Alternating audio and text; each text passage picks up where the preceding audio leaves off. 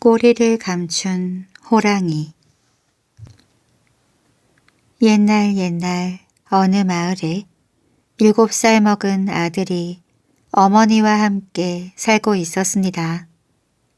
높고 푸른 하늘에 흰 구름이 동동 떠가는 어느 가을날이었어요. 탁탁 타르르르 집 앞에서 스님이 목탁을 치며 연보를 외고 있었습니다. 칠보야, 이거 스님 갖다 드려라. 부엌에서 일하던 어머니가 칠보에게 쌀이 가득 담긴 바가지를 내밀었어요. 알았어요, 어머니. 칠보는 들고 간 바가지를 스님에게 내밀었습니다. 자요, 스님. 어라? 바가지를 받아든 스님이 칠보의 얼굴을 뚫어지게 바라보았습니다. 스님, 제 얼굴에 뭐가 묻었나요? 칠보가 손바닥으로 얼굴을 쓱쓱 훑었습니다. 아니다. 얘야, 내 이름이 뭐냐? 칠보요. 칠보라. 7가지 보물이란 뜻이군. 하지만 보물이 빛을 잃겠는걸. 혀를 찬 스님은 바가지에 담긴 쌀을 바랑에 부어 넣었습니다. 스님들이 등에 지고 다니는 자루 같은 큰 주머니를 바랑이라고 합니다. 칠보야, 들어가 어머니 좀 뵙자고 해라. 스님이 빈 바가지를 칠보에게 주면서 말했습니다. 어머니를요? 오냐, 내가 어머니에게 해줄 말이 있단다. 네, 스님. 빈 바가지를 든 칠보가 쪼르르 부엌으로 갔습니다. 잠시 후 칠보 어머니가 나와 물었습니다. 스님, 해주실 말씀이 있다고 들었습니다. 네, 아주머니. 먼저 감사의 인사부터 드리겠습니다. 시주를 해주셔서 고맙습니다. 스님이 합장을 하고 어머니에게 허리를 굽혔습니다. 어머니도 합장을 하고 스님에게 허리를 굽혔어요. 쌀과 같은 곡식이나 물건을 스님에게 주는 것을 시주라고 하지요. 아드님 관상을 보니 좋지 않아 아주머니를 뵙자고 했습니다. 아니, 제 아들 칠보가요? 스님, 제겐 단 하나밖에 없는 보물보다 귀한 아들입니다. 스님 말에 깜짝 놀란 어머니는 말까지 더듬으며 눈앞이 캄캄해진 모습으로 말했습니다. 알고 있습니다. 하지만 칠보는 10살이 되면 호랑이에게 잡아먹힐 겁니다. 세상에 이럴 수가. 스님, 우리 칠보를 살릴 방법은 없나요? 어머니가 떨리는 목소리로 다시 물었지요. 제가 시키는 대로만 하면 칠보를 살릴 수 있을 겁니다. 말씀만 하세요. 뭐든지 시키는 대로 다 하겠어요. 어머니가 마른 침을 꿀꺽 삼켰습니다. 눈을 지그시 감았다 뜬 스님이 말했어요. 칠보가 10살 되는 해 생일에 호랑이가 나타날 겁니다. 그러니 그때 인절미를 만드십시오. 인절미와 똑같은 차돌도 모으시고요. 또 주머니를 2개 만들어 인절미와 차돌을 넣으십시오. 그리고요. 그리고 생일에 칠보에게 말하십시오. 인절미와 차돌이 든 주머니를 허리에 차고 뒷산 거북바 위에 가서 호랑이를 기다리라고요. 듣고 보니 어려운 일도 아니었습니다. 하지만 그 다음 일이 궁금해서 어머니가 물었어요. 스님, 호랑이가 나타난 뒤에는 어떻게 하지요? 호랑이가 보는 앞에서 인절미를 꺼내 맛있게 먹으라고 하십시오. 그러면 호랑이도 먹고 싶어서 인절미를 달라고 할 겁니다. 그래서요? 호랑이가 인절미를 달래거든 인절미 말고 인절미와 똑같이 생긴 차돌을 꺼내주라고 하십시오. 칠보에게 단단히 일러두셔야 합니다. 인절미를 맛있게, 정말로 맛있게 자꾸자꾸 먹으라고요. 그럼 저는 이만 갈 길이 바빠서. 스님, 안녕히 가세요. 어머니는 스님의 모습이 보이지 않을 때까지 문 앞에 서서 지켜보았습니다. 새님이 고개를 넘어가자 어머니는 부엌에서 바구니를 들고 시냇가로 갔습니다. 어머니는 시냇가에서 인절미와 똑같이 생긴 차돌을 많이 주워왔습니다. 시간은 흐르고 흘러 칠보의 10번째 생일이 되었습니다. 어머니는 스님이 시킨 대로 주머니에 인절미를 넣었어요. 다른 주머니에는 인절미하고 똑같이 생긴 차돌을 고르고 골라 넣었습니다. 칠보야, 정신 똑바로 차려야 한다. 알겠지? 어머니 걱정 마세요. 마음을 단단히 먹은 칠보는 어머니가 준 주머니 2개를 허리에 차고 뒷산 거북바위로 갔습니다. 잠시 후 스님 말대로 큰 호랑이가 나타났어요. 황소만한 호랑이가 소리를 지르자 온 산이 쩌렁쩌렁 울렸습니다. 호랑이가 어슬렁어슬렁 칠보에게 다가왔습니다. 칠보는 겁이 나서 온몸이 바들바들 떨렸지만 꾹 참았습니다. 칠보야, 정신 똑바로 차려. 어머니 목소리가 칠보 귓속에서 메아리처럼 쟁쟁 울렸습니다. 그 소리에 칠보는 용기가 펄펄 났어요. 칠보는 주머니에서 인절미를 꺼내 쩝쩝 소리를 내며 맛있게 먹었습니다. 맛있다. 인절미가 정말 맛있다. 호랑이는 칠보 앞을 왔다 갔다 하며 군침을 꿀꺽 삼켰습니다. 인절미라고 했지? 그거 참 맛있게 먹는군. 먹는 걸 보니까 배가 고픈데. 이렇게 생각한 호랑이가 쩝쩝 입맛을 다셨어요. 꼬마야, 나 인절미 하나만 줄래? 아니 2개만. 아니다 3개만 줄래? 맛있는 인절미를 나눠주긴 아깝지만 좋아요. 자요. 칠보는 인절미 대신 다른 주머니에서 차돌 3개를 꺼내 호랑이에게 주었습니다. 호랑이는 얼른 받아 입에 넣었지요. 호랑이가 차돌을 우적우적 씹을 때마다 이빨이 우지직 우지직 부러졌습니다. 아이고 내 이빨. 호랑이는 이빨이 몽땅 부러져 합주기가 되었어요. 칠보를 본 호랑이는 겁이 덜컥 나서 울지도 못했습니다. 저 녀석 봐라. 힘이 굉장하구나. 나는 인절미를 씹다가 이빨이 몽땅 부러져서 먹지도 못하는데 저 녀석은 아주 맛있게 잘도 씹어먹네. 여기 이대로 있다간 저 녀석한테 잡아먹힐지도 몰라. 그래, 어서 도망치자. 꼬리를 감춘 호랑이는 슬금슬금 뒷걸음질 쳤습니다. 그러더니 휙 돌아서서 걸음아 날 살려라 도망쳤답니다.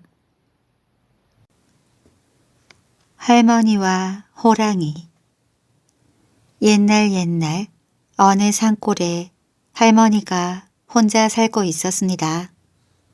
할머니는 산 아래에 밭을 일구고 가꾸어 밭을 거둬들이고 있었어요. 무시무시하고 욕심 많은 호랑이 소리가 들렸습니다. 할머니는 하던 일을 멈추고 두리번거렸습니다. 하지만 그 소리는 메아리가 되어 여기서 어흥, 저기서 어흥하고 들렸지요. 어디서 난 소린지 통 알 수가 없네. 할머니는 다시 밭을 걷어들였습니다. 그런데 이상한 느낌이 들어 뒤돌아보았어요. 언제 왔는지 황소만한 호랑이가 할머니 등 뒤에 떡 버티고 서 있었습니다.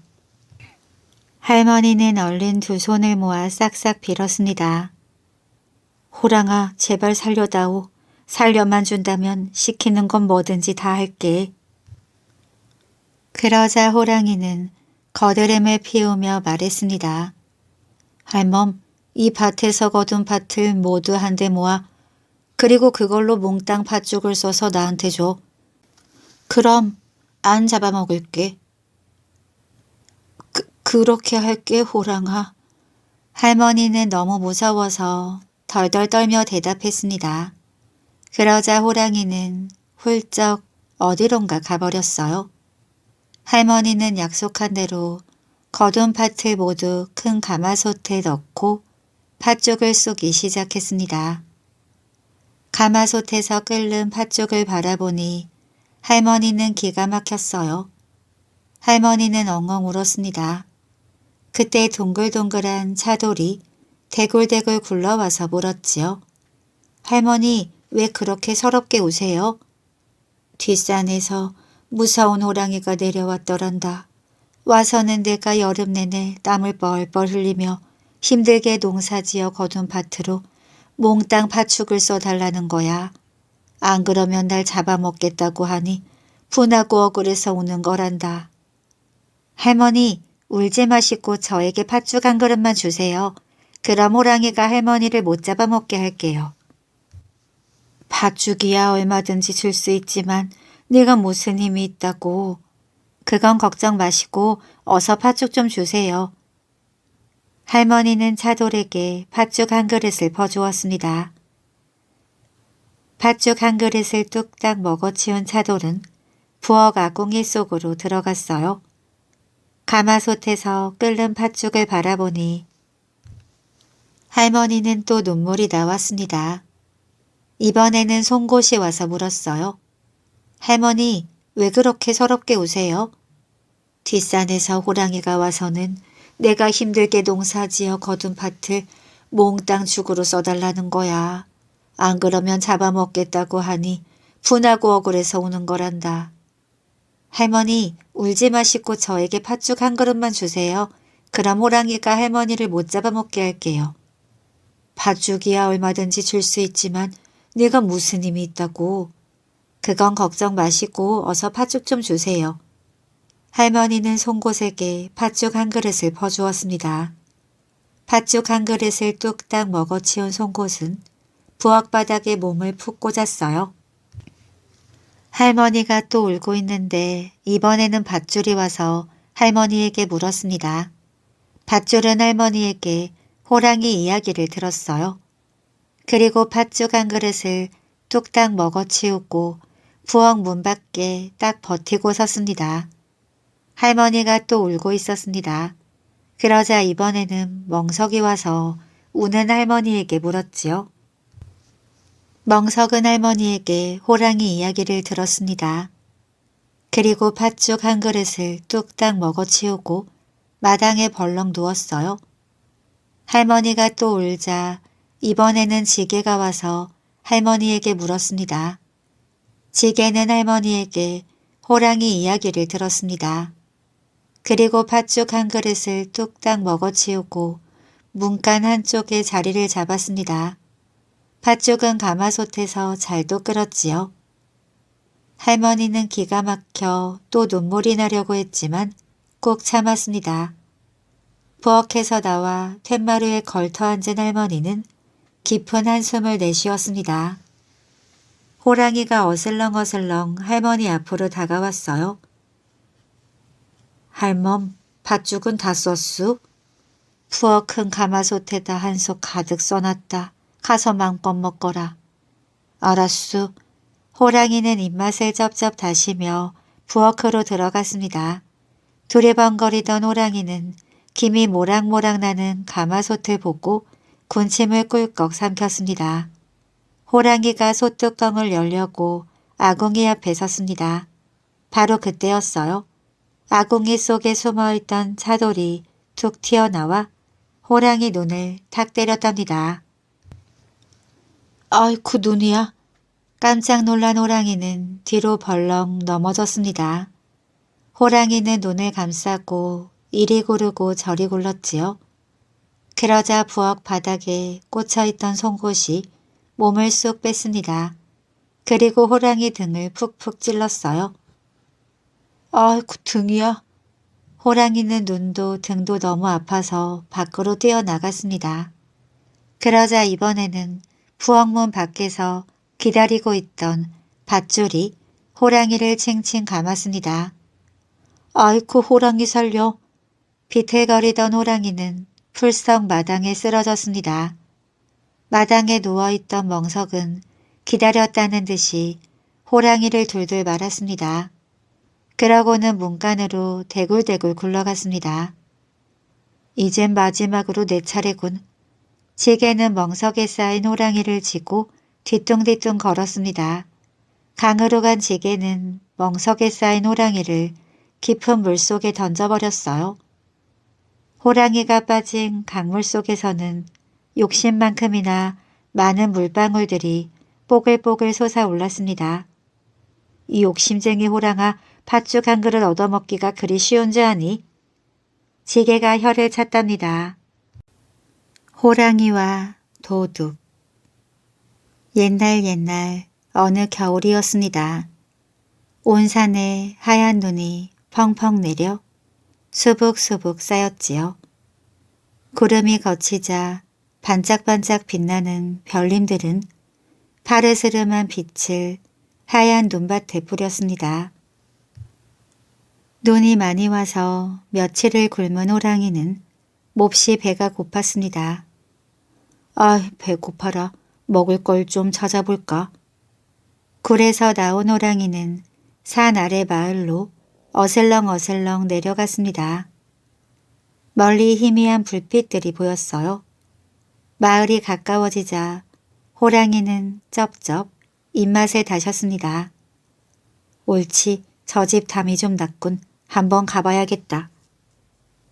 호랑이는 담을 훌쩍 뛰어넘어 앞마당으로 들어갔습니다. 아기의 울음소리가 들렸어요. 엄마하고 아빠가 곧 올 거야. 그러니 어서 뚝 그치거라. 할머니가 아기를 달랬습니다. 그래도 아기는 울음을 그치지 않았어요. 호랑이는 가만히 방 안에서 들려오는 소리에 귀를 기울였습니다. 뚝, 문 밖에 호랑이가 왔다. 어서 뚝. 호랑이는 깜짝 놀랐답니다. 어떻게 내가 온 걸 알았지? 하지만 아기 울음소리는 더 커졌습니다. 너 자꾸 울면 호랑이한테 던져준다. 할머니 말에 배가 무척 고픈 호랑이는 군침을 꿀꺽 삼켰습니다.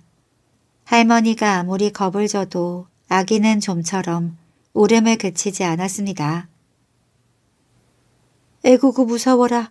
이번엔 도깨비야. 도깨비가 오네. 아기는 점점 더 크게 울었습니다. 원 녀석 고집하고는 제 아버지를 쏙 빼닮았구나. 자, 여기 있다 곶감. 할머니는 하는 수 없이 아기 손에 곶감을 쥐어주었어요. 그러자 아기는 금방 울음을 뚝 그쳤습니다. 호랑이 눈이 동그래졌답니다. 곶감? 곶감이 얼마나 무섭기에 악을 쓰며 울던 아기가 울음을 뚝 그쳤지? 호랑이는 겁이 덜컥 났습니다. 나보다 도깨비보다 더 무서운 곶감이라. 도대체 얼마나 무서울까? 아마 곶감은 나를 한 입에 삼켜버릴지도 몰라. 곶감이 오기 전에 얼른 피하자. 이렇게 생각한 호랑이는 슬금슬금 뒷걸음질 쳤습니다. 바로 그때였어요. 소도둑이 그 집 담을 넘으려고 마당 안을 살피고 있었습니다. 이게 웬 떡이야? 곱비 풀린 소가 마당에서 놀고 있네. 이리로 조금만 더 와라. 그러면 내가 널 훔쳐가 한미천 톡톡히 잡을 거다. 소야, 어서 이리로 와. 소도둑은 속으로 좋아했습니다. 그러고는 담에 재빨리 뛰어올라 납작 엎드려 숨을 죽였답니다. 호랑이가 소도둑이 지키고 있는 담 밑을 지날 때였어요. 옳지 됐다. 소야, 이제 넌 내 차지야. 소도둑이 속으로 외쳤습니다. 그러고는 사뿐히 담에서 훌쩍 뛰어내려 호랑이 등에 올라탔습니다. 아이쿠, 곶감이다. 곶감이 내 등에 올라탄 거야. 아이쿠, 이를 어쩌나. 이렇게 생각한 호랑이는 겁이 덜컥 났습니다. 소도둑을 태운 채 호랑이는 걸음아 날 살려라 도망쳤어요. 마을을 벗어나 들판을 지날 때였습니다. 어라? 이건 소가 아니네. 호랑이잖아. 소도둑은 입이 떡 벌어졌습니다. 겁이 나서 몸이 덜덜 떨리기까지 했답니다. 이를 어쩐다. 지금 떨어지면 호랑이 밥이 될 게 뻔한데. 에라 모르겠다. 호랑이에게 물려가도 정신만 바짝 차리면 산다고 했겠다. 이렇게 생각한 소도둑은 호랑이 등덜미를 더 꽉 움켜잡았습니다. 아이쿠 큰일 났네. 곶감이 나를 더 꽉 붙잡네. 간이 콩알만해진 호랑이는 들을 지나 고개를 넘고 산을 넘어 뛰고 또 뛰었습니다. 소도둑이 큰 나뭇가지에 걸려 호랑이 등에서 뚝 떨어졌어요. 무척 아팠지만 소리를 지를 수도 없었습니다. 살펴보니 커다란 나무 뿌리 사이에 난 구멍이 보였어요. 소도둑은 얼른 구멍 속에 숨었습니다. 옳지, 곶감이 떨어졌다. 더 빨리 도망치자. 호랑이는 뛰고 또 뛰어 깊은 산속 자기 골로 돌아왔습니다. 이제 살았다. 호랑이가 숨을 몰아쉬었습니다. 그리고 풀썩 주저앉았어요. 마을에는 내려가지 않는 게 좋겠어. 까딱 잘못했다간 곶감이 나를 한 입에 꿀꺽 삼켜버릴지도 모르잖아. 이렇게 생각한 호랑이는 그날부터 다시는 마을에 내려가지 않았습니다. 그리고 호랑이는 지금까지도 세상에서 가장 무서운 것이 곶감이라고 알고 있답니다. 도깨비와 호득이. 옛날에 호득이를 잘 보는 사람이 있었습니다. 마을 사람들은 그 사람을 이름 대신 호득이라고 불렀어요. 이 사람이 버드나무 가지를 꺾어 만든 호득이를 불면 일하던 사람들은 일을 멈추고 비비베베 노래하던 종달새는 가만히 앉아서 들었습니다. 나물 캐러 들에 나왔던 아가씨도 호득이 소리에 반해서 따라왔지요. 호득이를 잘 불어 이쁜 색시도 얻었습니다. 이 사람은 사시사철 호득이를 불었어요. 봄이면 버들가지 꺾어서 불고 여름이면 보릿대로 불고 겨울에는 마른 볏짚으로 불었습니다. 무엇이든 한 가닥만 있으면 호득이를 불었지요. 어느 날 한밤중에 누가 찾아왔습니다. 호득, 호득, 누구시오?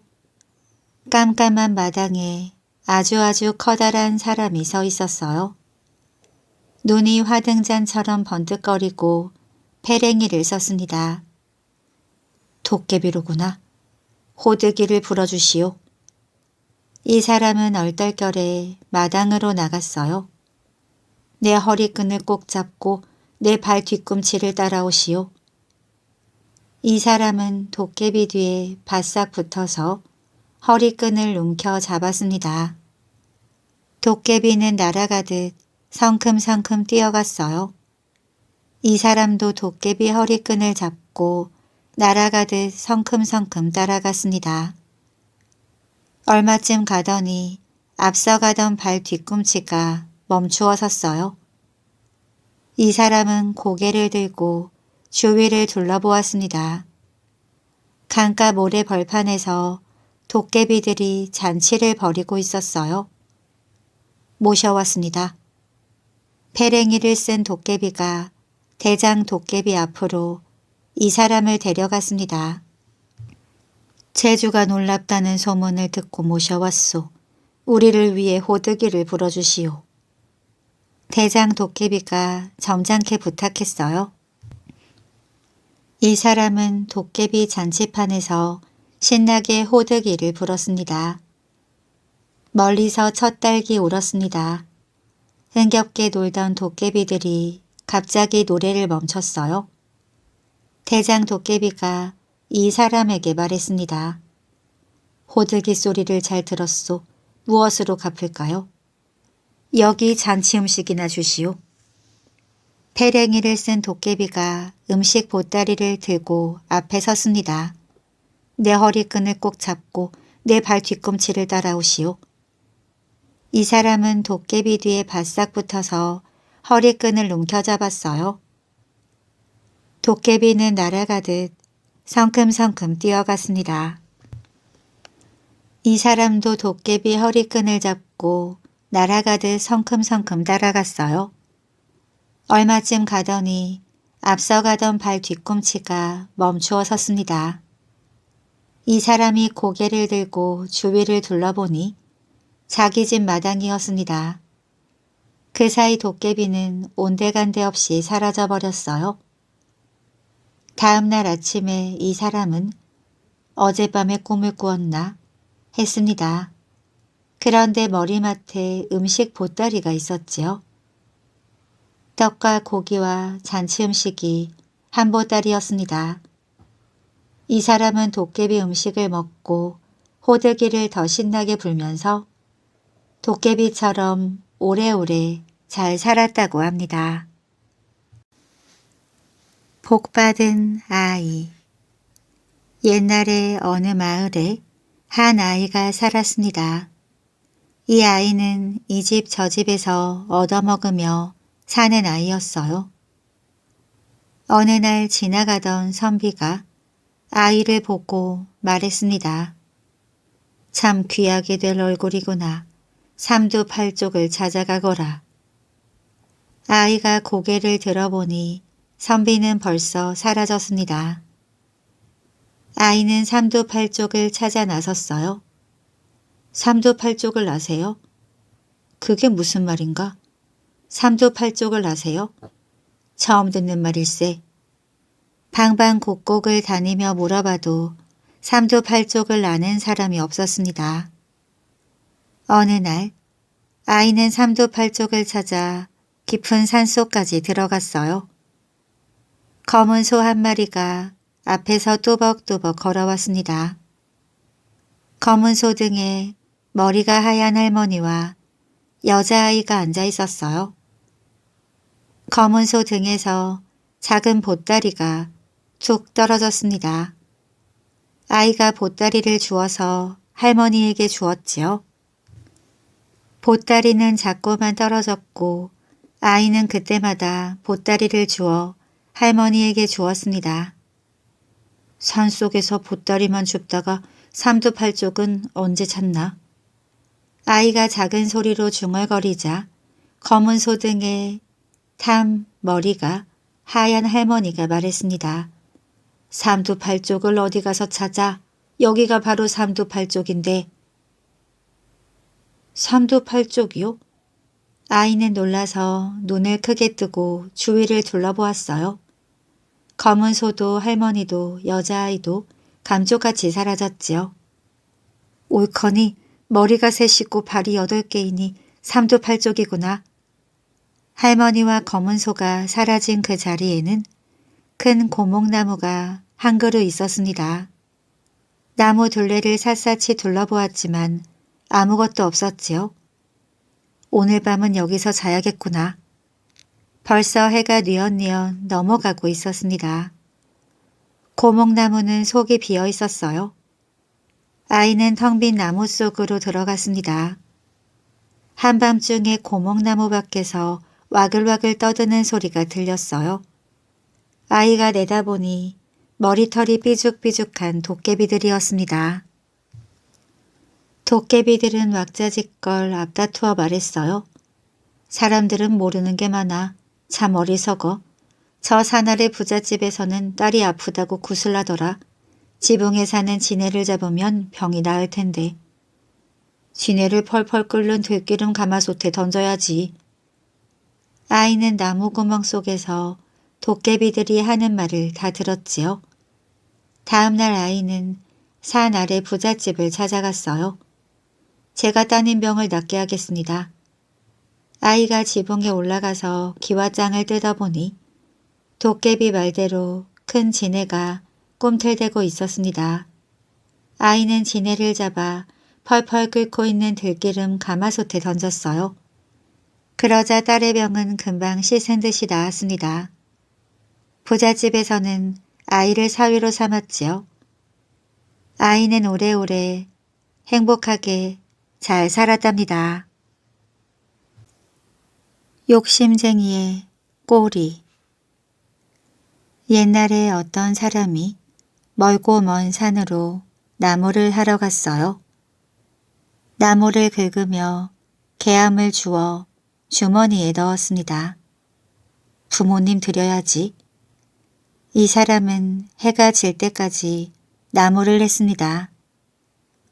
어둑어둑해진 산길을 나무짐을 짊어지고 내려오는데 벼랑간 비가 내렸지요. 이 사람은 비를 피할 만한 곳을 찾았습니다. 아주 오래된 집을 발견했어요.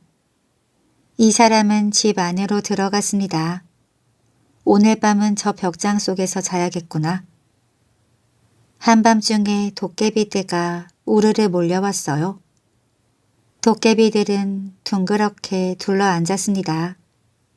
대장 도깨비가 말했어요. 자, 오늘 이렇게 다 모였으니 잔치를 열자. 도깨비들이 방망이를 두드리며 소리쳤습니다. 술 나와라 뚝딱, 고기 나와라 뚝딱, 실컷 먹고 놀자. 숨어있는 벽장으로 맛있는 냄새가 솔솔 올라왔어요. 이 사람은 배가 고팠지요. 주머니를 뒤져보니 낮에 주운 개암이 있었습니다. 개암을 입에 넣고 딱 하고 깨물었습니다. 도깨비들이 조용해졌어요. 무슨 소리지? 대들보 무너진다. 도망가자. 도깨비들이 모두 튀어나갔습니다. 이 사람은 벽장에서 내려왔어요. 방 안에는 온갖 음식과 도깨비 방망이가 있었습니다. 이 사람은 도깨비 방망이를 가지고 집으로 돌아왔어요. 쌀 나와라 뚝딱. 그러자 하얀 쌀이 수북하게 나왔습니다. 이 사람은 도깨비 방망이로 부자가 되었어요. 이웃에 사는 욕심쟁이가 이 소문을 들었습니다. 욕심쟁이는 멀고 먼 산으로 갔어요. 또르르 떨어지는 개암을 주었지요. 내가 먹어야겠구나. 욕심쟁이는 나무도 하지 않고 비가 오기를 기다렸습니다. 아무리 기다려도 비가 오지 않았지요.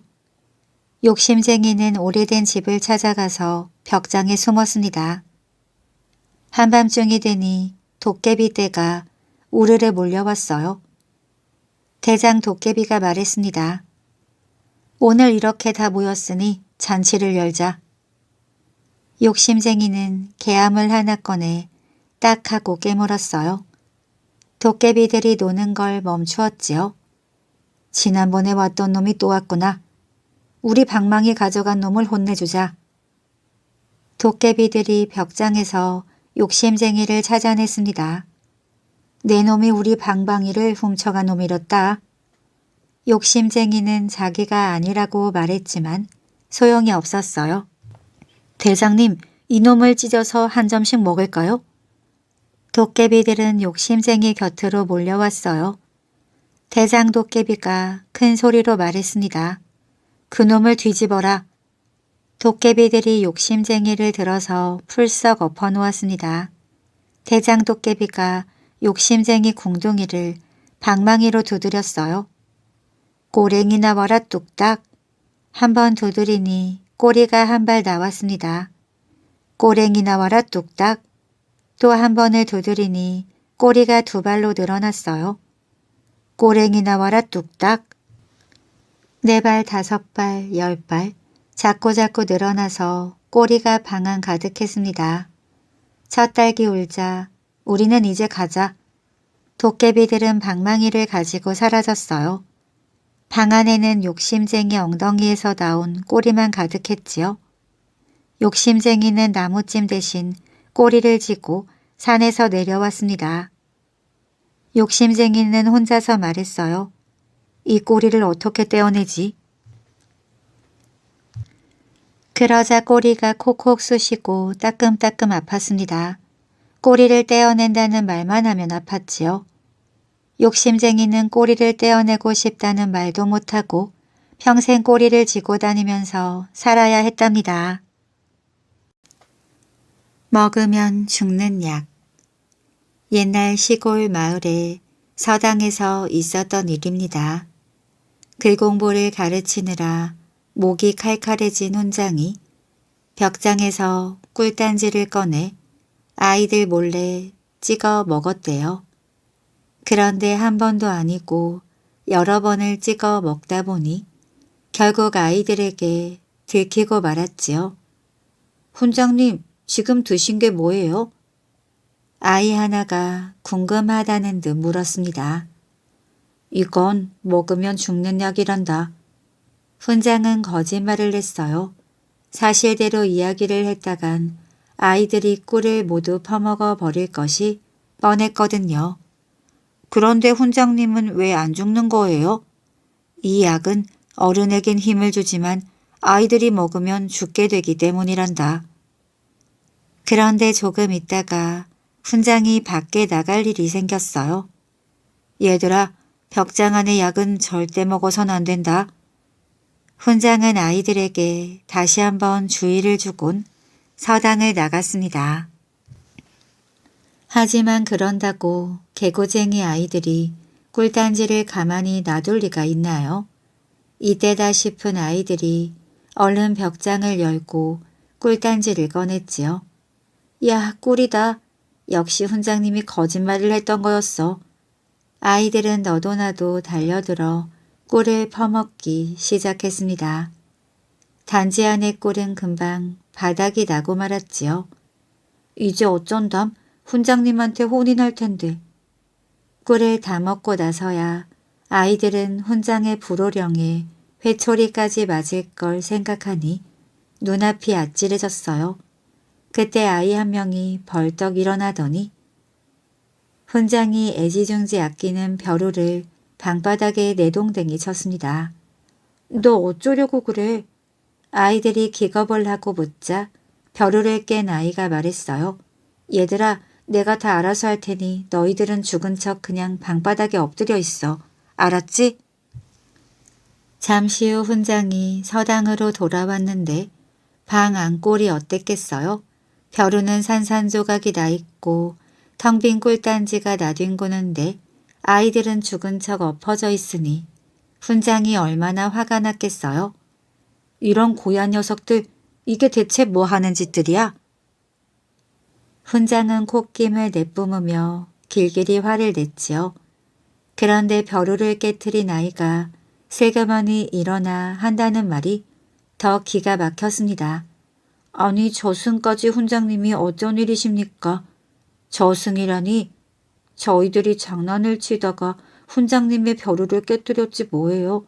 그래서 죽으려고 벽장 속의 약을 꺼내 먹고 이렇게 죽기만 기다리는 중입니다. 아이가 훌쩍이며 이야기하자 다른 아이들도 덩달아 꺽꺽 울어댔지요. 뭐라고? 훈장은 하도 기가 막혀 말도 나오지 않았지요. 그렇다고 어쩌겠나요? 훈장은 아이들의 꾀에 속았다는 걸 알았지만 그렇다고 마땅히 야단칠 말도 생각이 나질 않았습니다. 에이, 내가 졌어. 훈장은 아이들을 용서해 주기로 마음을 먹었어요. 그래 알았으니 이제 그만들 일어나거라. 그제야 아이들은 피식피식 웃음을 참으며 하나둘 일어났답니다.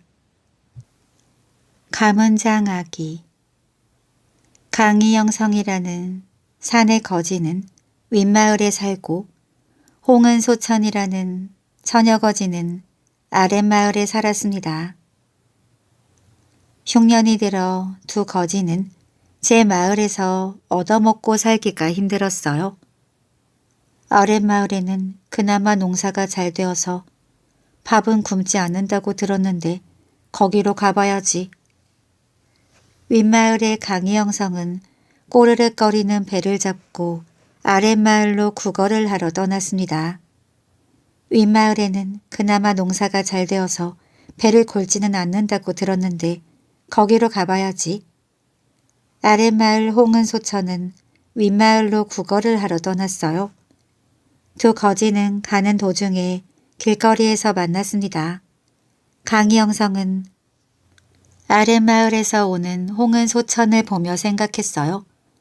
저 앞에 오는 여자 거지도 나 같은 신세구나.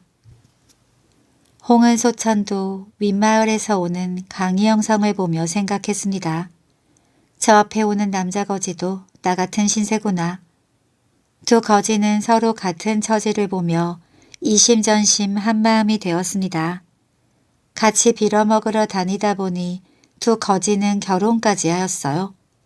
둘은 쓰러져가는 움막에 살림을 차렸습니다.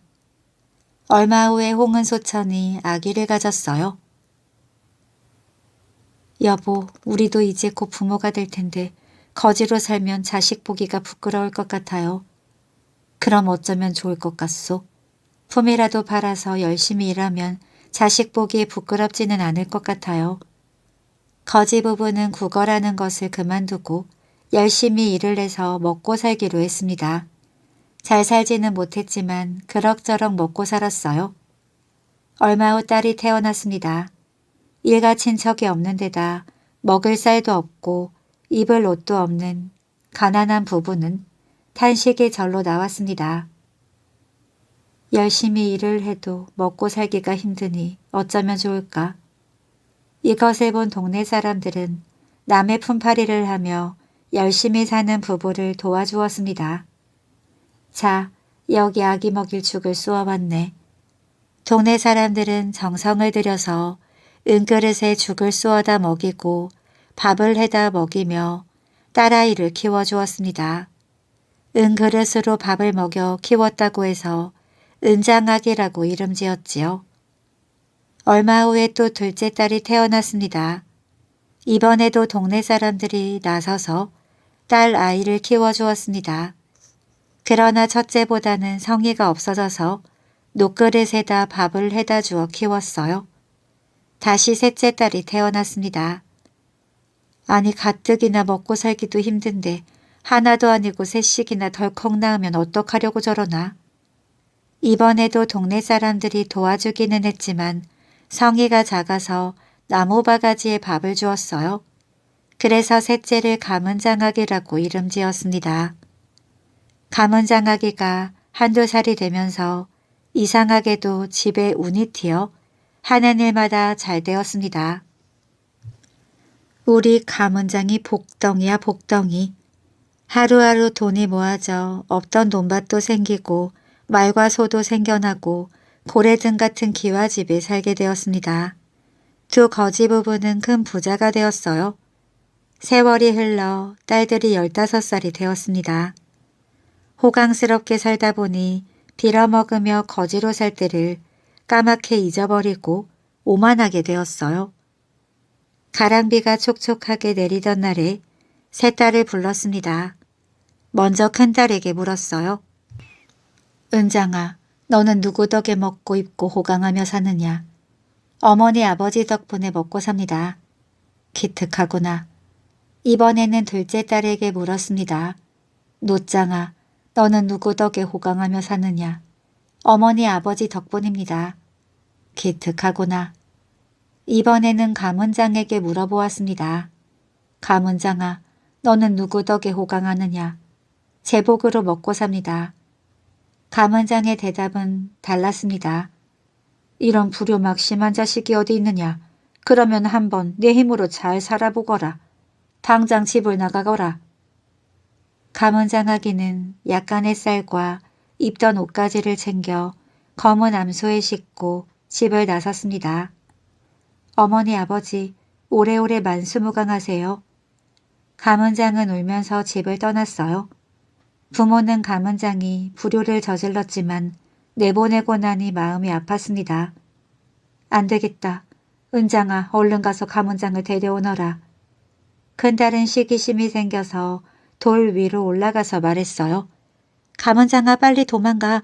부모님께서 회초리를 들고 쫓아가고 있어. 가문장은 언니의 속셈이 훤히 보였습니다. 언니 미워. 지네로 변해버려라. 가문장이 입속으로 중얼거렸어요. 큰딸이 지네가 되어 돌밑으로 스르르 들어갔습니다. 부모는 한참 기다려도 가문장도 오지 않고 은장도 오지 않자 노장을 불렀습니다. 노장아 어서 가서 내 동생 가문장을 데려와라. 노장도 걸음 위로 올라가서 말했어요. 어서 가라. 어머니 아버지가 내가 빨리 안 간다고 무척 화가 났어. 가문장이 입속으로 중얼거렸습니다. 작은 언니도 미워. 버섯이나 되어라. 노짱이 걸음으로 내려서자마자 노란 독버섯이 되어서 그 자리에 꼼짝 못하고 섰습니다. 부부는 한참을 기다려도 딸들이 오지 않자 불길한 예감이 들었어요. 새 딸을 찾으려고 정신없이 급히 나갔습니다. 부부는 순식간에 툇마루 기둥에 부딪혀서 장님이 되어버렸어요. 집을 나간 가문장은 검은 암소를 끌고 정처 없이 길을 걸었습니다. 가도 가도 허허벌판인데 해는 서쪽 하늘로 지고 있었지요. 한참을 가다 보니 쓰러져가는 초가집이 보였습니다. 집으로 들어가 보니 거동이 불편한 할머니와 할아버지가 있었어요. 가문장이 공손히 절하며 부탁했습니다. 지나가는 사람인데 하룻밤만 묵게 해주세요. 할머니 할아버지는 난처한 표정을 지으며 말했습니다.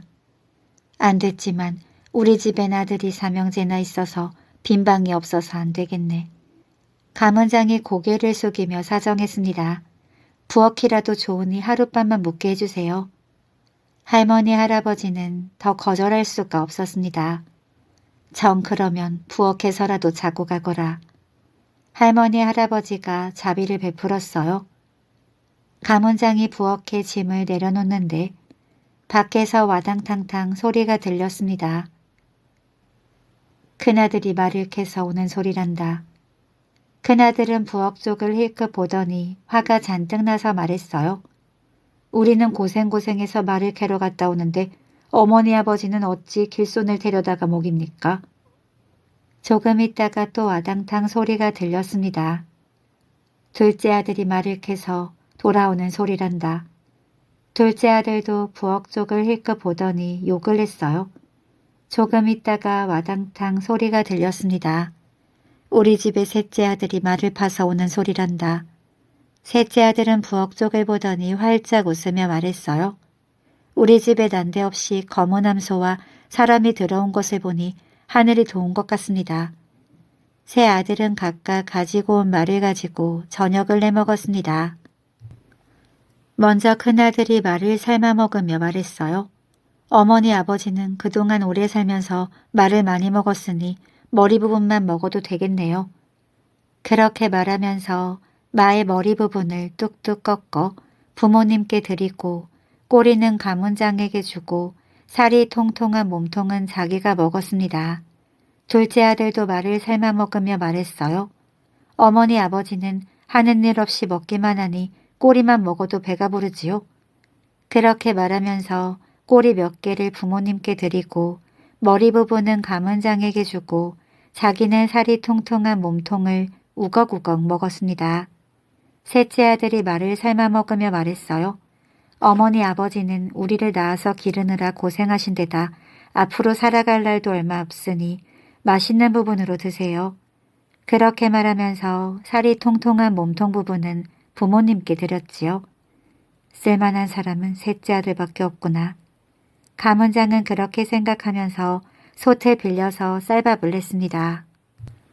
번지르르한 쌀밥은 군침이 절로 넘어갔어요. 한 상 가득 차려서 먼저 할머니 할아버지께 밥상을 가져갔습니다. 우리 조상들도 한 번도 먹어보지 않은 쌀밥을 먹을 수가 없다. 할머니 할아버지는 쌀밥을 먹지 않았어요. 가문장은 큰 아들에게 가져갔습니다. 큰아들 역시 조상도 먹어보지 못한 밥이라 먹지 않았습니다. 둘째 아들도 마찬가지였지요. 이번에 셋째 아들에게 가져갔습니다. 이렇게 귀한 밥은 처음이요. 고맙게 잘 먹겠소. 셋째 아들은 기뻐하며 숟가락 가득 떠서 맛있게 먹었습니다. 이 모습을 창문 구멍으로 보던 큰아들과 작은아들은 군침이 돌고 먹고 싶어서 견딜 수가 없었어요. 아우야, 우리도 한 숟가락만 줘라. 먹으라고 할 땐 안 먹었다가 왜 이제 달라고 하는 겁니까?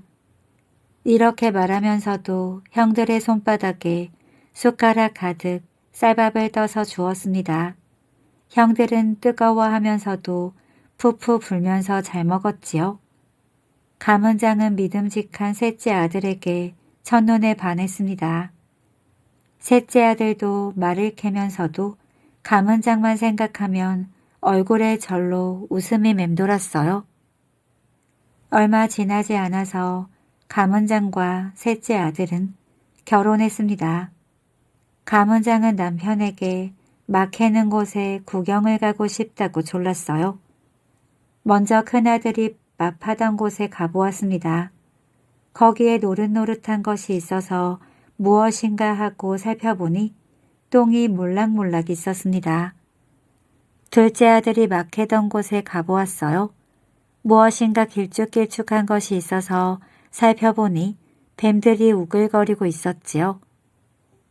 마지막으로 남편이 말을 파던 곳에 가보았습니다. 햇빛을 받아 반짝반짝 빛나는 자갈들이 여기저기 널려 있었어요. 자갈은 은덩이요, 금덩이였습니다. 은덩이 금덩이를 검은 암소에 실어서 집에 왔어요. 감은장 부부는 그렇게 거부가 되었습니다. 처마 높은 기와집에 물고기 모양 풍경을 달고 잘 살게 되었지요. 감은장은 잘 살게 되니 부모님 생각이 났습니다. 우리 부모님께서는 장님이 되어서 이 집 저 집 돌면서 밥을 얻어먹고 계시겠지. 하루는 고민을 남편에게 털어놓았습니다. 남편은 흔쾌히 100일 동안 거지를 위한 잔치를 열어서 부모님을 찾아보자고 했어요. 100일 동안 수많은 거지들이 다녀갔지만 부모님은 찾아오지 않았습니다. 마지막 100일이 되는 날이었어요. 아침부터 얻어먹으러 오는 거지들을 초조한 마음으로 지켜보았습니다. 날이 거의 저물어갈 무렵에 저만치서 부부거지가 지팡이 하나에 몸을 의지하고 더듬더듬 들어왔습니다. 감은장은 당장 달려가서 얼싸안고 싶었지만 꾹 참고 하인을 불렀어요. 저기 있는 노부부 거지에게는 순서가 오지 않도록 하라. 거지 부부는 아무리 기다려도 차례가 오지 않았습니다. 배에서 꼬르륵 소리가 요란한데 그릇 소리만 달그락달그락 들려왔지요. 거지도 복이 있어야 얻어먹는구나. 거지 부부가 탄식하며 가려고 하자 하인들이 거지 부부를 사랑방으로 모셔갔습니다. 상다리가 부러지도록 음식을 차리고 귀한 약주로 잘 대접하는 것이었어요. 이게 무슨 일인가? 좀 전까지는 본체만 체하더니. 거지 부부는 정신없이 허겁지겁 음식을 먹었습니다. 지금까지 어떻게 살아오셨는지 말씀해 주실 수 있나요? 지난 날들에 대해서 말할 게 많이 있지요. 거지 부부는 지나간 날들을 옛날 이야기를 하듯이 노래를 부르듯이 눈물을 흘리며 말했습니다. 역시 눈물을 흘리며 듣고 있던 감은장이 말했어요. 이 술 드십시오. 천년주 만년주입니다. 어머니 아버지의 딸 감은장입니다. 우리 감은장아기라고? 거지 부부는 깜짝 놀라 술잔을 떨어뜨리며 눈을 떴습니다. 이로써 감은장아기는 운명을 개척하는 신이 되었답니다. 모카와 도깨비. 옛날 산 아래 외딴 집에 할머니 할아버지가 살고 있었습니다. 어느 날 할머니는 이른 저녁을 해먹고 아랫마을로 모카를 타러 갔어요. 모카 보따리를 머리에 이고 한참을 걸어서 모카를 타러 갔지요. 할머니는 마을 사람들과 모여서 모카를 탔습니다. 두런두런 세상 떠도는 이야기도 나누고 힘이 들면 노래도 하면서 모카를 탔지요. 타놓은 모카는 점점 쌓여가고 어느새 밖이 어두워졌습니다. 할머니는 서둘러서 모카 보따리를 꾸렸어요. 머리에 이고 왔던 보따리는 할머니보다 커져버렸지요. 할머니는 커다란 모카 보따리를 짊어지고 길을 나섰습니다. 할머니는 앞도 안 보이는 캄캄한 길을 걸었어요. 걷다 보니 저 멀리 불빛 하나가 가물가물 보이는 거예요. 조금만 더 가면 우리 집이구나. 갑자기 앞에서 장대같이 크고 시커먼 사람이 걸어왔습니다. 보따리 내가 들어주겠소. 그 사람은 할머니 모카 보따리를 들고 성큼성큼 앞서 걸었어요. 할머니는 종종 걸음으로 그 사람을 따라갔지요. 아이고, 더는 못 가겠다. 보따리 여기 있소. 그 사람은 보따리를 건네주고 어디론가 사라졌습니다. 할머니는 주위를 둘러보았어요. 집에 다 왔나? 할머니 집 불빛은 아직도 저 멀리서 가물거리고 있었습니다.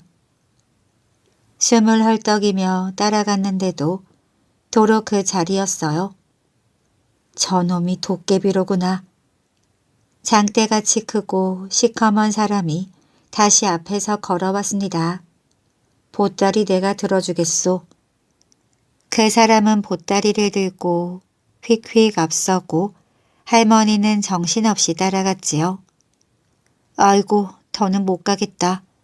보따리 여기 있소. 이제 집에 다 왔겠구나. 할머니 집 불빛은 여전히 저 멀리서 가물거리고 있었어요.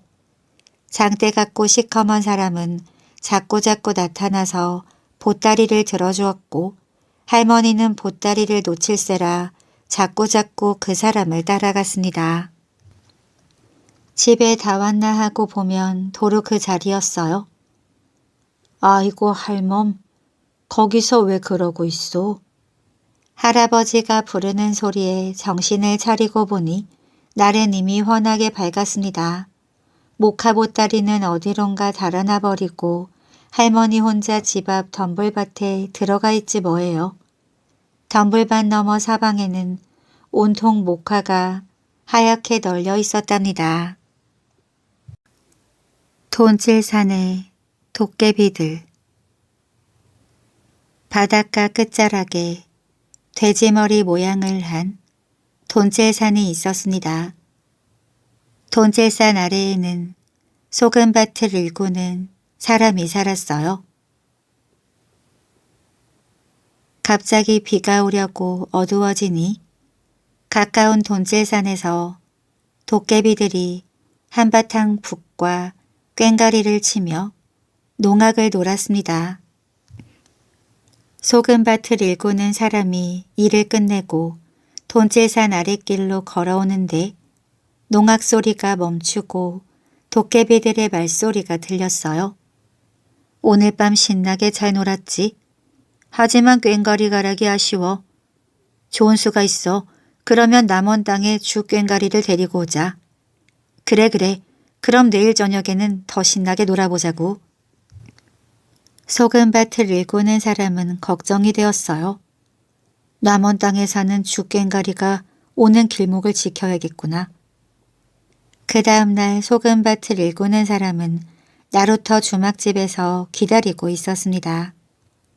해가 기울어가기 시작하자 괴다리 보찜을 짚고 꽹과리를 손에 든 젊은 총각이 배에서 내렸습니다. 젊은 총각은 다리를 동동거리고 길도 아닌 들판을 허우적거리며 걸어가고 있었어요. 저 총각 돌질산으로 들어가면 끝이다. 소금밭을 일구는 사람이 젊은 총각을 붙잡아 방에 가두었습니다. 젊은 총각은 방 안에서 고래고래 소리쳤지요. 나는 가야 하오. 이 문 좀 열어주시오. 젊은 총각은 문을 열어달라고 소리치다가 물을 달라고 부탁을 했습니다. 목이 마르니 물 한 그릇만 먹게 해주시오. 소금밭을 일구는 사람은 문틈으로 물그릇을 넣어주었어요. 물에 넣어주었더니 방 안이 조용해졌습니다. 지쳐 잠을 자나 보네. 한참 뒤에 소금밭을 일구는 사람이 방 안을 귀 기울여 보았더니 숨소리도 들리지 않았습니다. 방문을 열어보았더니 젊은 총각이 죽어 있었어요. 물그릇에 제 코를 박고 죽고 말았지요. 그날 밤 소금밭을 일구는 사람이 들어보니 돈제산에서 들려오는 농악 소리는 더 신명이 났습니다. 기다리고 기다리던 장단이로구나. 주 꽹가리의 꽹가리가 최고로구나. 네캉네캉 둘도 없는 짝이다. 하늘에는 별이 있고 땅 위에는 우리가 있구나. 그 뒤로도 비가 오려는 날 밤이 되면 돈제산의 도깨비들은 주 꽹가리 소리에 맞춰 신명나게 농악을 울리고 돌았답니다. 오늘도 이야기 재미있게 잘 들으셨나요? 오늘 들려드린 이야기 중 도깨비 이야기가 5 이야기가 있었습니다. 여러분들은 책이나 TV 또는 영화에서 도깨비의 모습을 한 번쯤은 보았을 것입니다. 그때 도깨비의 모습은 어땠나요? 오늘 들려드린 이야기에서의 도깨비의 모습은 어떤 모습일까요? 오락부락하지만 장난기도 많고 때로는 어리숙한 도깨비 이야기 들으시면서 도깨비의 모습을 상상해보는 것도 재미있을 것 같습니다. 오늘도 재미와 감동을 주는 옛날 이야기 들으시면서 편안한 잠자리 되시기를 바랍니다.